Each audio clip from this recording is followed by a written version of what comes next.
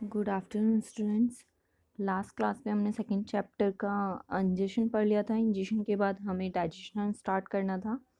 ठीक है, डाइजेशन में हम लोग फर्स्ट बक्कल कैविटी स्टार्ट करेंगे। ठीक है, लास्ट आपने चार्ट देखा होगा, ये वाला। इसके बाद हम लोग बक्कल कैविटी स्टार्ट करने जा रहे हैं। बक्कल कैविटी क्या होती है? From the mouth, the food goes into the buccal cavity और ओरल कैविटी। हमारा जो माउथ से खाना जो है वो कहाँ जाता है? बक्कल कैविटी की तरफ जाता है या फिर ओरल कैविटी, खाली कैविटी की तरफ जाता है। ठीक है, buccal cavity contain teeth, tongue and salivary gland. हमारी जो बक्कल कैविटी होती है उसमें 3 चीज़ें होती हैं।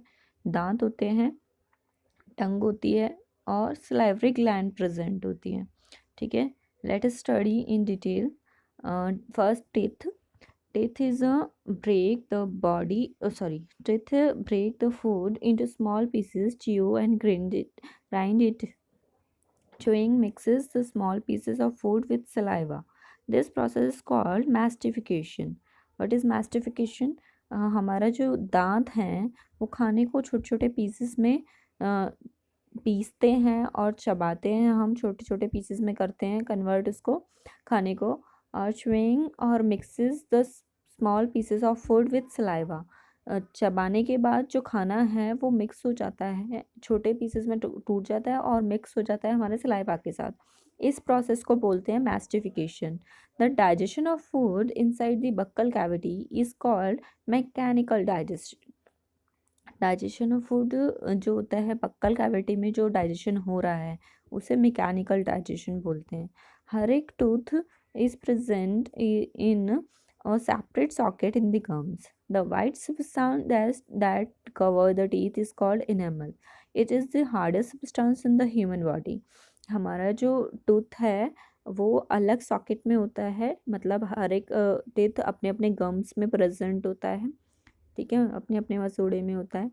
और जो वाइट सब्सटेंस कवर करता है हमारे टीथ को उसे इनेमल बोलते हैं। हमारे दांत जो वाइट होते हैं वो इनेमल की वजह से होते हैं। और इनेमल जो होता है वो बहुत ही ज़्यादा हार्ड है। हमारी बॉडी का सबसे हार्डेस्ट सब्सटेंस क्या है? इनेमल है। Our teeth of different shape and carry out different functions on the basis of their structure and functions. Teeth are of 4 type. हमारे जो दांत हैं वो अलग शेप के होते हैं और सबका अलग अलग फंक्शन होता है। ठीक है, अलग अलग फंक्शन मतलब अलग अलग काम और अलग अलग दिखावट होती है, उनके स्ट्रक्चर भी अलग होता है। ठीक है, 4 टाइप के टीथ है हमारे पास: इंसीजर, कैनाइन, प्रीमोलर और मोलर। इंसीजर जो होते हैं वो कटिंग टीथ होते हैं। ये जो 4 फ्लैट टीथ होते हैं और ब्लेड लाइक होते हैं। ठीक है, इनमें जो ये प्रेजेंट होते हैं हमारे फ्रंट जा पे और अपर जा पे भी होते हैं। ठीक है, this teeth are use to bite and cut the food into small pieces. ये टीथ जो हैं उनका फंक्शन क्या है? बाइट और कट करना है फूड को छोटे छोटे पीसेस में। नेक्स्ट है कैनाइन। कैनाइन जो है वो प्रेजेंट होता है बिल्कुल जस्ट इंसीजर के साइड में। और ये 2 होते हैं, इनका टोटल नंबर 2 होता है हर एक जॉ में। और ये शार्प होते हैं और पॉइंटेड होते हैं और हेल्प करते हैं खाने को फाड़ने में। ठीक है, टीयर करने में। नेक्स्ट आता है प्रीमोलर। प्रीमोलर जो होते हैं इन्हें ग्राइंडिंग टीथ भी बोलते हैं क्योंकि ये पीसने के काम आते हैं। ठीक है, प्रीमोलर जो होते हैं वो जस्ट नेक्स्ट होते हैं कैनाइन के। ये 4 होते हैं, एक जॉ में 4 प्रेजेंट होते हैं। ठीक है, और ये ग्राइंडिंग के काम आते हैं, खाने को छोटे छोटे टुकड़ों में पीसने के काम आते हैं। देन आता है मोलर। मोलर भी ग्राइंडिंग टीथ होते हैं। ये रिमेनिंग टीथ को जो जो रिमेनिंग टीथ होते हैं जो आपके प्री मोलर के बाद बचे हुए होते हैं। ठीक है, ये एक जॉ में 6 होते हैं और ये जो होते हैं बहुत ब्रॉड होते हैं और ग्राइंडिंग करते हैं आपके खाने को। ठीक है, और ये लार्जर होते हैं आपके प्री मोलर से। ठीक है, ये कम्प्लीटली क्रश कर देते हैं फूड को, क्रश और ग्राइंड के काम आते हैं। अब आते हैं हमारे टेम्पररी एंड परमानेंट टीथ। ठीक है, हमारे ह्यूमंस के पास क्या होता है? दो टाइप के टीथ होते हैं, टेम्पररी टीथ होते हैं, टेम्पररी टीथ होते हैं और परमानेंट टीथ होते हैं, ठीक है। In humans, in human being the teeth grow, just wait, मैं स्क्रीन को सेट कर लेती हूँ ताकि आप लोगों को अच्छे से विजिबल हो। In human beings the teeth grow twice. Human being में अगर हम देखें तो जो टीथ है वो ग्रो करते हैं 2 बार, ठीक है। The temporary set of teeth grow when the child is in the age group of 6 month to 8 year. जो टेम्पररी टीथ होते हैं वो 6 महीने के बच्चे से लेके 8 ईयर तक के बच्चे के पास होते हैं।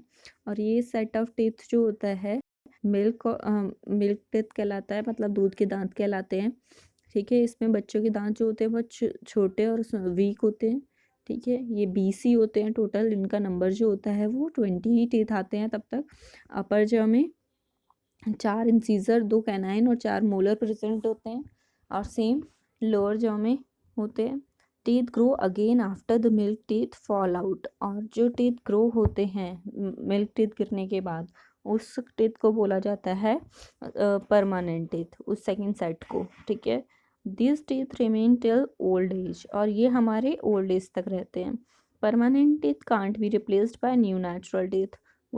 परमानेंट टीथ को हम नेचुरल टीथ के साथ रिप्लेस नहीं कर सकते। ये सिर्फ 32 होते हैं नंबर में, और 16 अपर जॉ में होते हैं और 16 लोअर जॉ में। 16 अपर जॉ में जो होते हैं उसमें से 4 इंसीजर होते हैं, 2 कैनाइन होते हैं, 4 प्रीमोलर और 6 मोलर। हम ये अभी पढ़ चुके हैं, ठीक है। और ऐसे ही सेम हमारा लोअर जॉ में भी होता है। फिर सेकेंड हमारे बक्कल कैविटी का सेकेंड पार्ट है टिथ के बाद टंग। हमने 3 पार्ट पढ़े थे, मतलब हमारे मुंह में जो खाली जगह है उस खाली जगह में 3 पार्ट प्रेजेंट है। हमारे दांत प्रेजेंट है, जीभ है और सलाइवरी ग्लैंड है। दांतों के बारे में हमने सब कुछ पढ़ लिया कि दांत क्या है। हमारे दांत लोअर और अपर जॉ में सेट है, गम्स में, हर एक दांत गम्स में सेट है अपने अपने सॉकेट में, ठीक है। और टोटल हमारे पास 4 इंसीजर हैं, 2 कैनाइन हैं, 4 प्रीमोलर हैं और 6 मोलर हैं, ठीक है, एक साइड पे, और ऊपर के साइड पे भी सेम है, ठीक है। तो इस टाइप से 2 सेट बने हुए हैं ऊपर और नीचे हमारे दांतों के, हमने वो पढ़ लिया। नाउ हम अगले पार्ट पे चलते हैं। हमारा अगला पार्ट है टंग, जो बहुत फ्लैशी मस्कुलर ऑर्गन है, जो फ्लैश मतलब पूरा मसल से बना हुआ है, ठीक है। हाँ, और यहाँ पर आपको देखिए इंसीजर, कैनाइन और प्रीमोलर, मोलर की स्ट्रक्चर दिखा रखे हैं, ठीक है, ये आप देख पा रहे हैं। और यहाँ पे आपको बता भी रखा है कौन सा मोलर है, कौन सा प्रीमोलर है, कौन सा कैनाइन है। तो आप जब भी नोटबुक में वर्क करेंगे तो आप ये स्ट्रक्चर ड्रॉ करेंगे, ठीक है। Now what is tooth decay? Tooth decay क्या होता है? When we eat food small bites, bits of it gets stuck between our teeth. Sometimes these bits of food stay between our teeth. If do not brush our teeth carefully, the bacteria present in our mouth react with the leftover food and the saliva and form a thin sticky layer called plaque on the surface of teeth. This plaque, if not removed by brushing, form acids with sugar present in the food. This acid affect the tooth enamel, ठीक है। It cause holes or cavities in the enamel. This is called tooth decay. What is tooth decay? जब हम खाना stuck हो जाता है दांतों के बीच में और ब्रश करने के बाद भी वो नहीं निकल पाता, ठीक है। ब्रश करने के बाद भी वो नहीं निकल पाता तो वो सड़ जाता है वहीं पे और हमारे दांत में प्लेक्स फॉर्म कर देता है, ठीक है। एक एसिड निकालता है और वहाँ पर वो एसिड जो है हमारे फूड दांतों को में जो इनेमल है उसको ख़राब करने लगता है और वहाँ पे कैविटी क्रिएट करने लगता है। उसे ही टूथ डिके बोलते हैं, ओके। नाउ ये तो आप पूरा अपने आप से पढ़ेंगे, जो एक्टिविटी दे रखी है टूथ डिके की कि कैसे हो रहा है वो। डिके के बाद हमारे नर्व्स में गर्म पानी ठंडा पानी लगने लग रहा है, ठीक है, क्योंकि यहाँ पर सेंटर पर मैं आपको एक्सप्लेन कर देती हूँ इन शॉर्ट। यहाँ सेंटर पर हमारे जैसे प्लांट होता है, ऐसे ही हमारा दांत होता है। नीचे की तरफ जड़ें होती हैं और ऊपर की तरफ उस वो पौधा लगा हुआ होता है। ठीक है, तो ऐसे ही हमारा दांत होते हैं। ऊपर की तरफ आपको एनिमल्स दिख रहे हैं, एनिमल दिख रहा है। ठीक है, और नीचे की तरफ उसके रूट्स होती हैं। रूट्स मतलब नर्व्स। ठीक है, अब जब प्लेग लगा, प्लेग ने क्या किया, इस जगह को खाली करना शुरू कर दिया। खाली करेगा, खाली करते करते ये नर्व्स दिखने लगेंगी, या नर्व्स हैं। अब जब भी आप गर्म पानी पिएंगे या ठंडा पिएंगे, वो इन नर्व्स में लगने लगेगा। ठीक है, नर्व्स को टच करेगा और आपको पेन होना शुरू हो जाएगा। तो यहाँ पर यही लिखा है कि क्या हमें क्या नहीं करना चाहिए, हम कैसे रोक सकते हैं टूथ टिकी के लिए, तो आप ये पढ़ेंगे। ठीक है, हमें स्वीट्स वगैरह नहीं लेने चाहिए, ब्रश करना चाहिए, एक्सेट्रा। ठीक है, और अभी हम आगे पढ़ते हैं। हाँ, टंग पढ़ रहे थे हम। Tongue is a fleshy muscular organ attached at the back to the floor of the buccal cavity.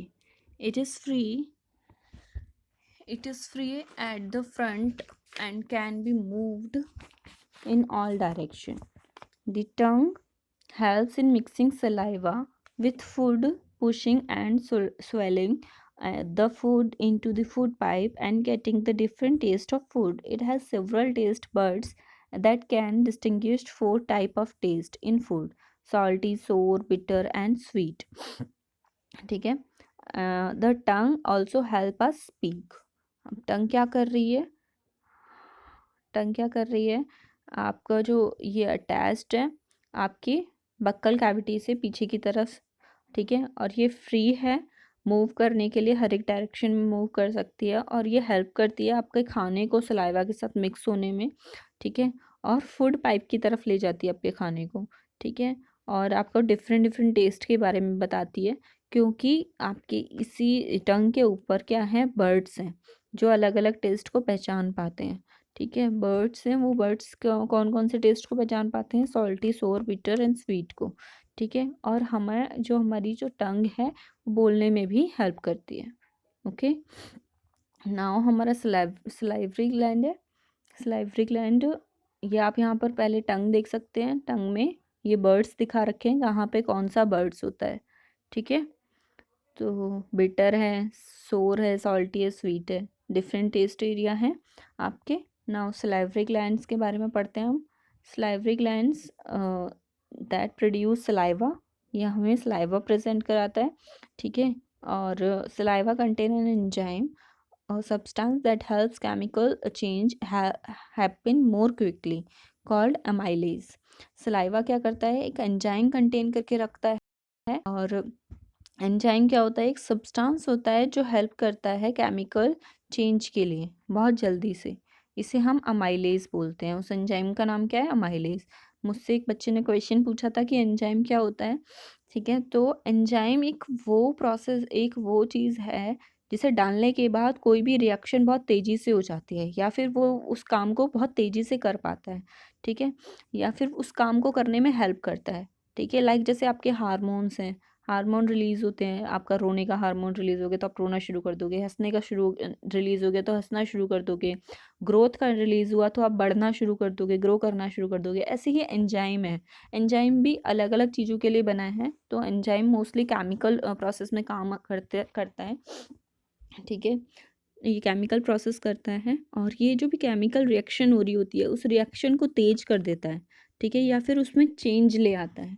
ठीक है, इसलिए एंजाइम यूज़ करते हैं। तो सलाइवा जो है वो एक एंजाइम रखती है। सलाइवा के पास एक एंजाइम होता है जो क्या करता है, आपके जो केमिकल चेंज हो रहे होते हैं उसको तेज कर देता है। और यहाँ पर सलाइवा के एंजाइम का नाम है अमाइलेज। अमाइलेज कन्वर्ट करता है स्टार्च को, जो फूड में स्टार्च प्रेजेंट होता है उसको शुगर में। ठीक है, saliva also make the food wet and slimy so that it can be easily swallowed. ठीक है, सलाइवा क्या करता है, आपके खाने को गीला बनाता है और सॉफ्ट बनाता है, ताकि आप उसे ईजली स्वेलोड कर पाएँ, निगल पाएँ। ठीक है, तो हमने यहाँ पर आज अपनी बक्कल कैविटी ख़त्म कर ली है। अब हमें नेक्स्ट जो पढ़ना है वो ऑसोफेगस पढ़ना है, ठीक है। तो नेक्स्ट क्लास में हम ऑसोफेगस स्टार्ट करेंगे। आप लोग इस चैप्टर को रीड कर चुके होंगे, होप सो, और क्वेश्चन आंसर्स भी कर लिए होंगे। कुछ बच्चों के क्वेश्चन आंसर्स मेरे पास आए भी हैं, तो बाकियों से भी मैं बोलूँगी कि आप लोग भी कंप्लीट कीजिए। Thank you class.